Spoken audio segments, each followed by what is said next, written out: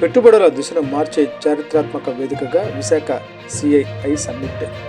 Pedakurapadu MLA Bhashyam Praveen Krosuru November 17 విశాఖలో జరిగిన CII partnership సదస్సు ఆంధ్రప్రదేశ్ను పెట్టుబడుల హబ్బుగా మార్చే దిశలో అమూల్యమైన మలుపు తిరిగిందని పెదకూరపాడు ఎమ్మెల్యే భాష్యం ప్రవీణ్ అన్నారు.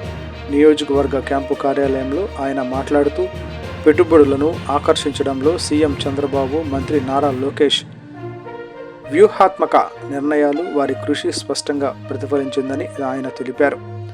రాష్ట్రంలో ఈజ్ ఆఫ్ డూయింగ్ బిజినెస్ మాత్రమే కాదు, స్పీడ్ ఆఫ్ డూయింగ్ బిజినెస్ను అనుసరిస్తున్న ఏపీ ప్రభుత్వమే పరిశ్రమలను భారీగా ఆకర్షిస్తుందని ఆయన పేర్కొన్నారు.